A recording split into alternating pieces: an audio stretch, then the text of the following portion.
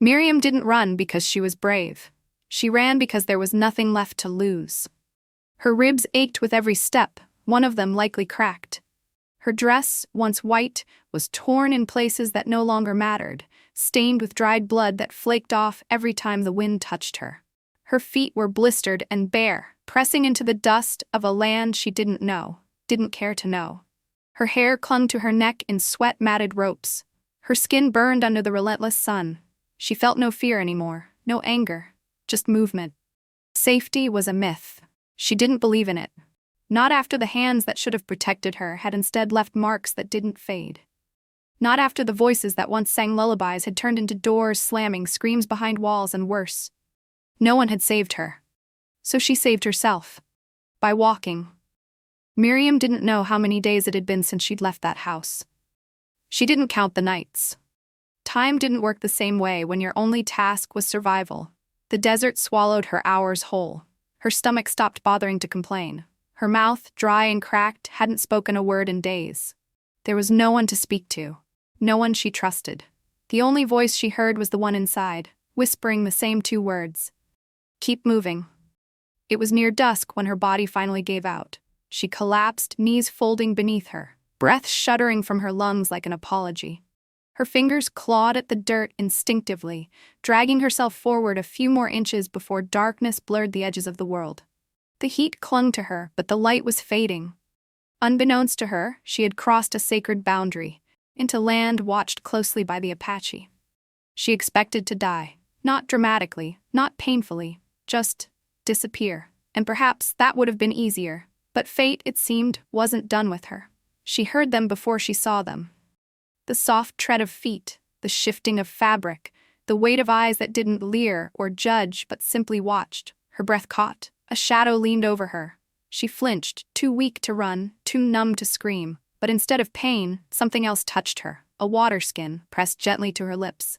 At first she resisted, instinctively recoiling, but her thirst betrayed her, and she drank. Her body shook from the shock of water. Her eyes fluttered open. The man kneeling beside her was young, face solemn, hair long and tied back. He said nothing. He didn't touch her beyond what was needed. His gaze didn't travel down her body. He didn't ask what had happened.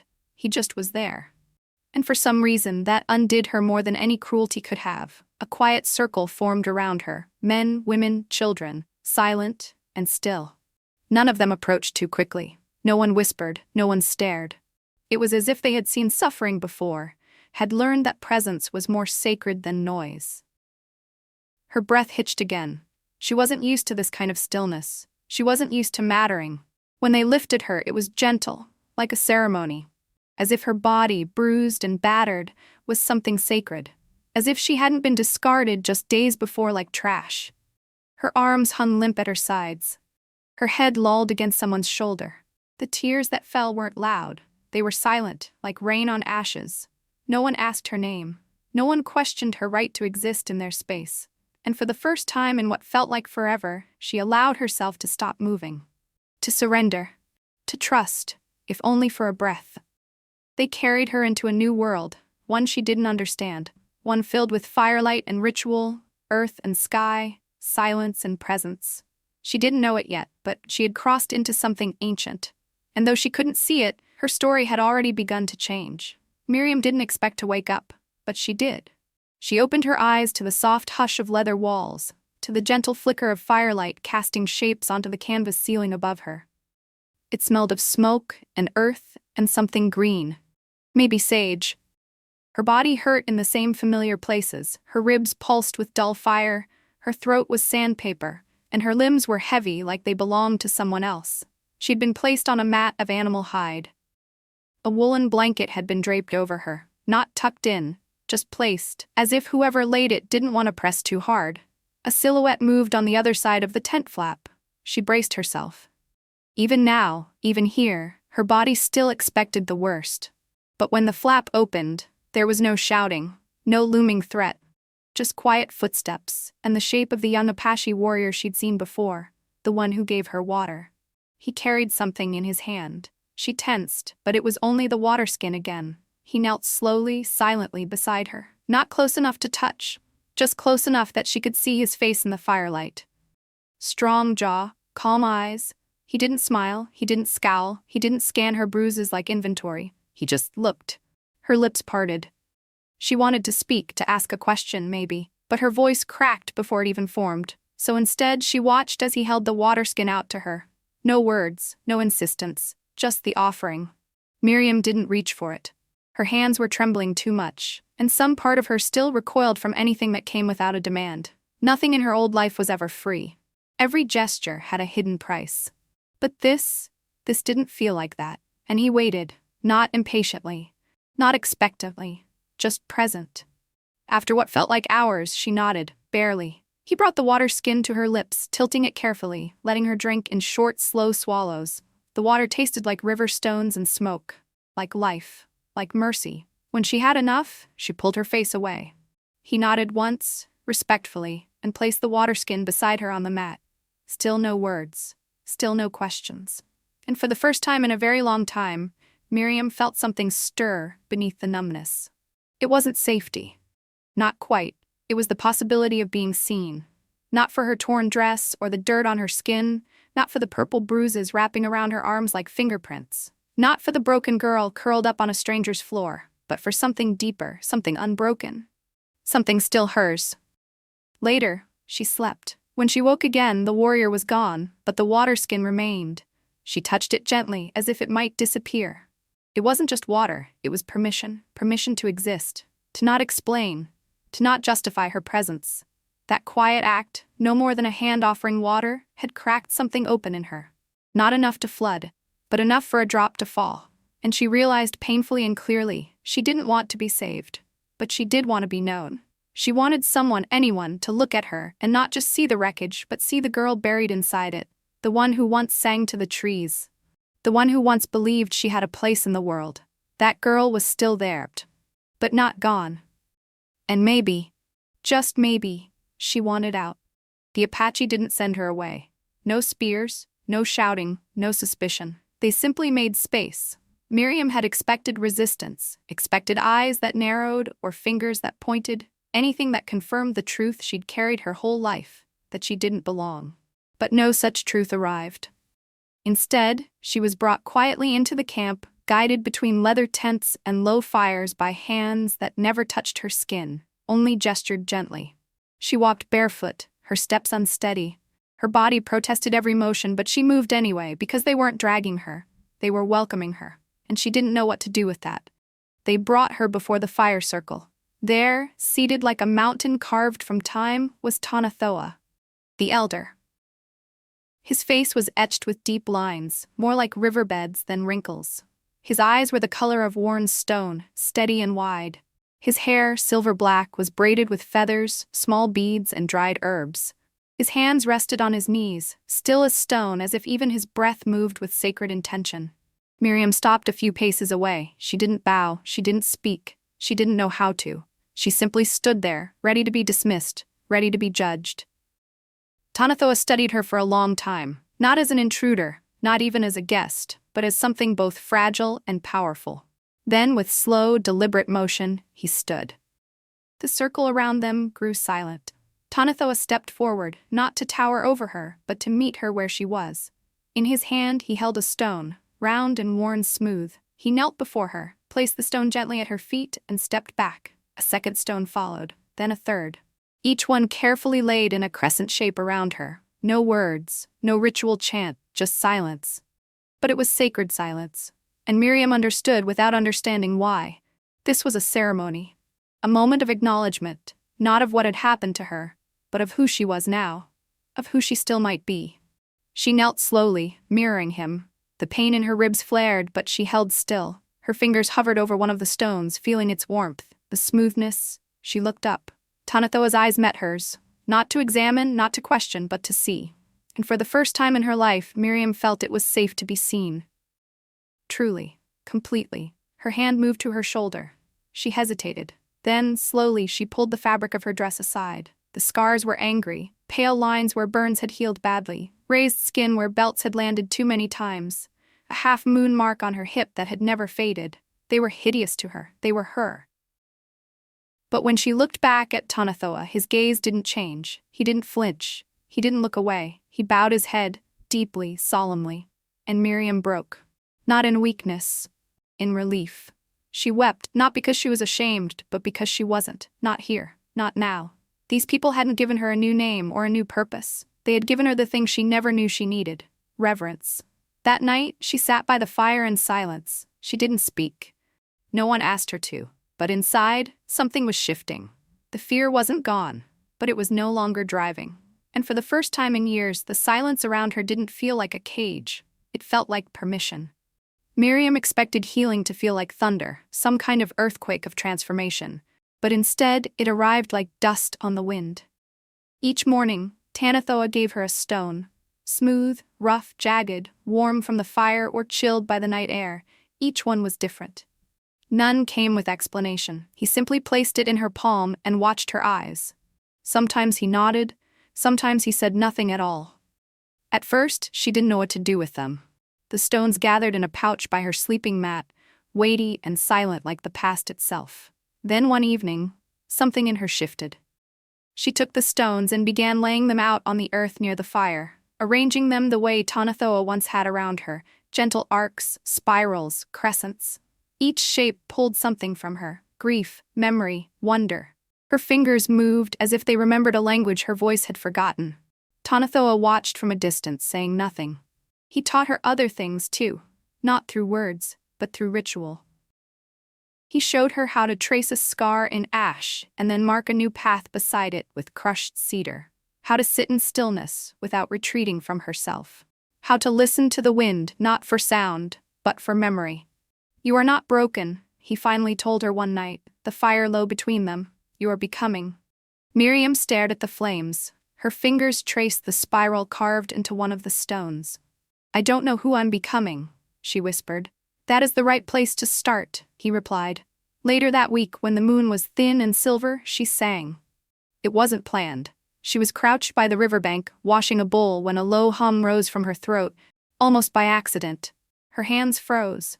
The sound startled her. It had been so long. She thought it would stop, but it didn't. The hum turned into a melody, rough at first, cracked and soft, but steady. She didn't sing words. She didn't need to.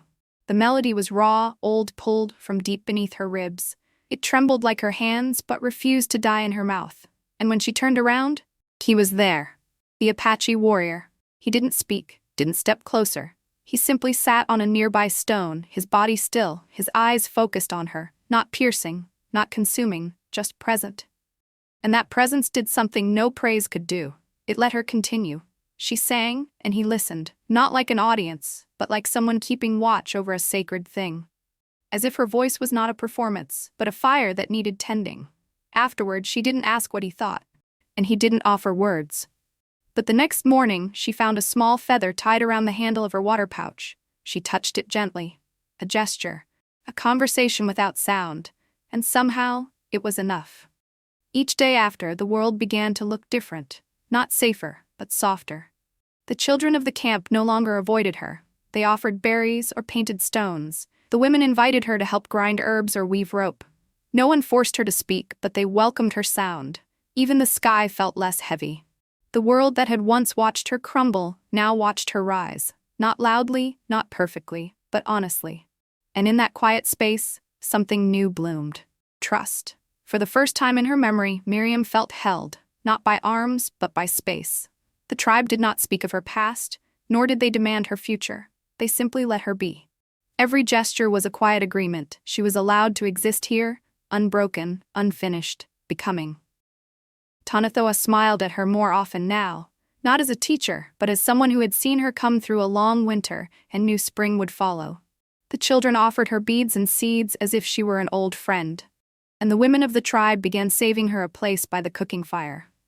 But the one who changed her rhythm the most was him. So on. He never asked for her story. He never tried to fix her. He simply walked with her when she needed to walk, sat when she needed stillness, and sometimes, when the stars were thick and the fires low, he sang a quiet, low hum that matched the pulse of her own heartbeat. She had never been loved like that. Not with hands or words, but with presence. And she had never realized how deeply she wanted to be seen, not for what had happened to her, but for who she was becoming. Then the request came. A group from a distant tribe arrived after nightfall, led by an older woman with a long braid and eyes like thunderclouds. She brought no gifts, only words. Her voice cracked as she explained. A child, a girl, silent for many seasons. Traumatized by the death of her mother, she no longer spoke, barely moved. None of the healers could reach her. But we heard of the woman who sings, the elder said, her eyes resting on Miriam. The one who listens. The one who carries pain gently. The fire crackled. No one spoke. Miriam felt her body go still. Tanathoa didn't look at her. He didn't need to. The choice was hers.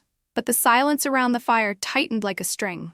Miriam's breath shook. Her fingers dug into her palms. She had only just begun to feel safe, to feel real. Could she step into someone else's silence and not be swallowed by it? Could she hold the pain of a child without shattering again?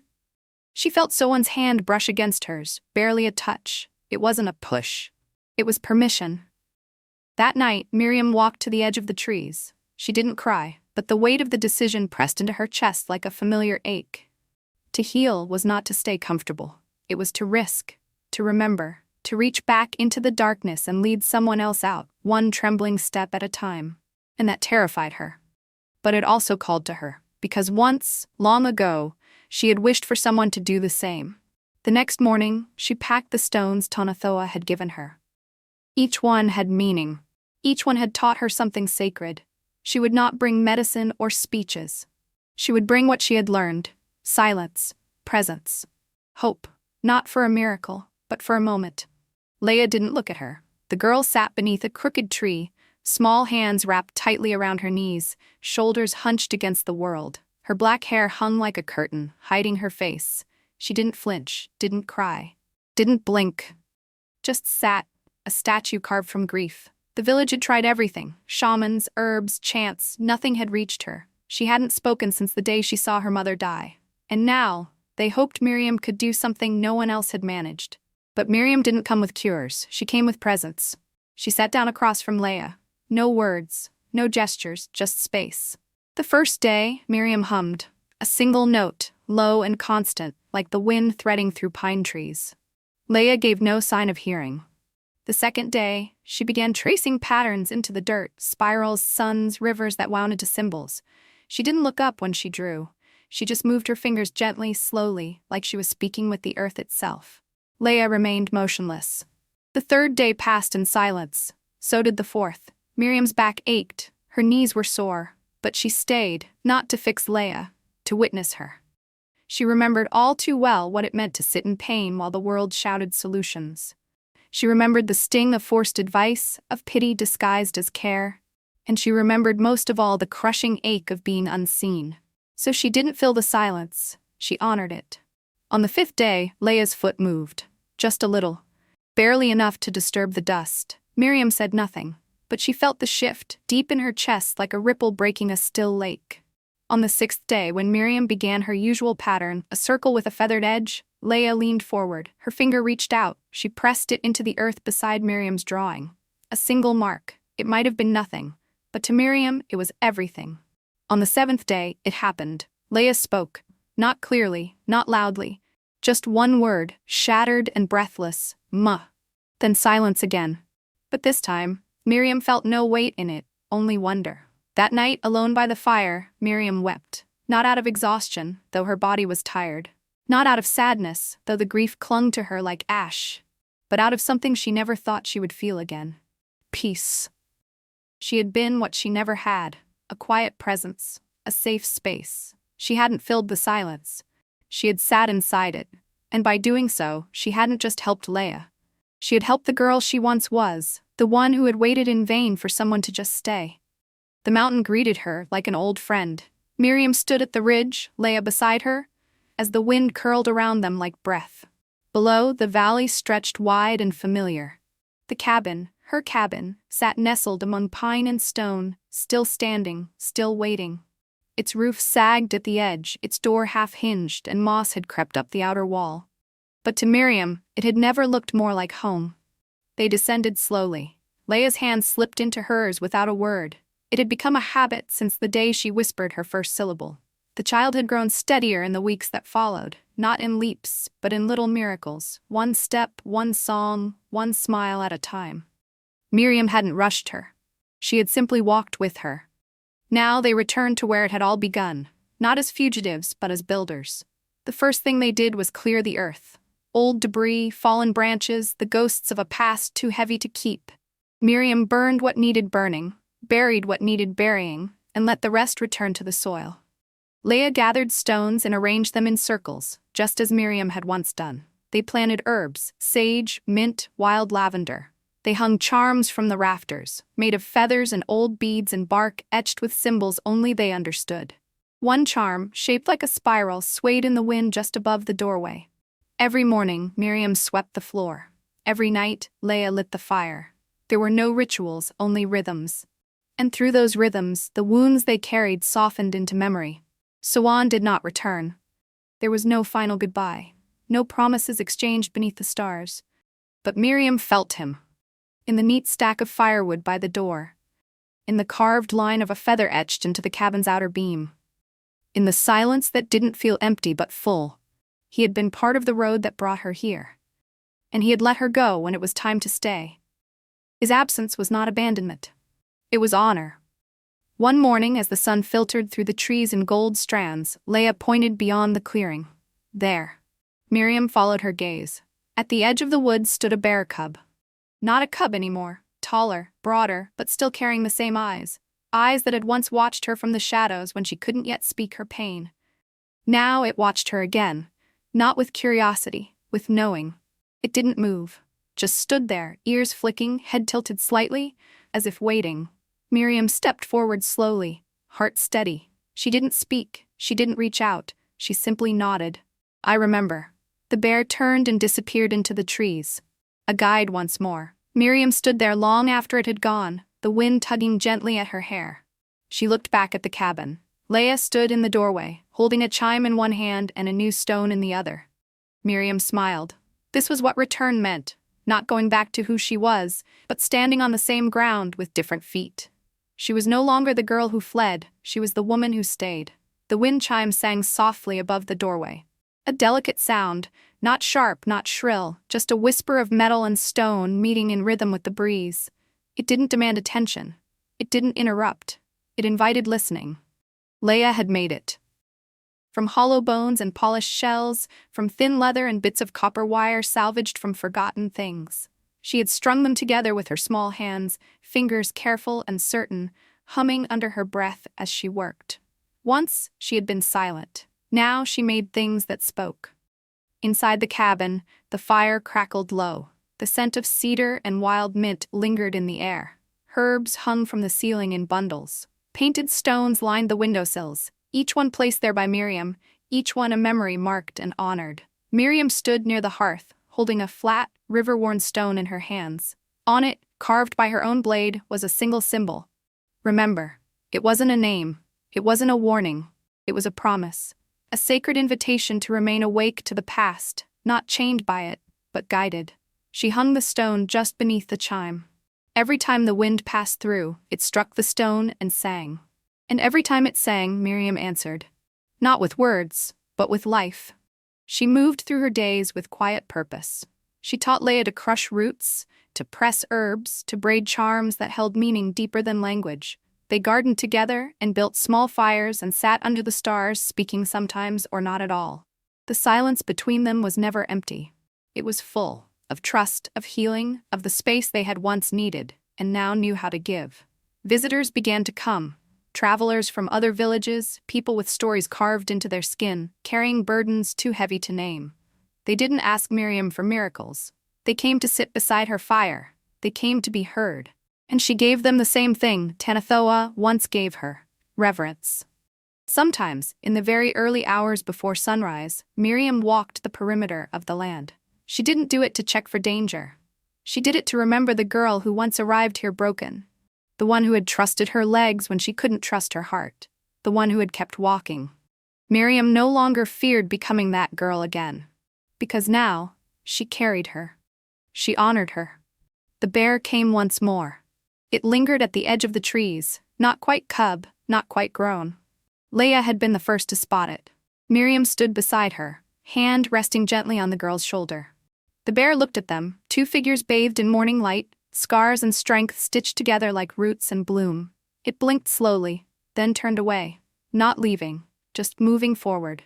And so did Miriam, no longer just surviving, but living, fully, quietly, bravely. She had turned pain into compass, silence into song, and in doing so had become what the world once failed to offer her, a place where broken things didn't stay broken. They became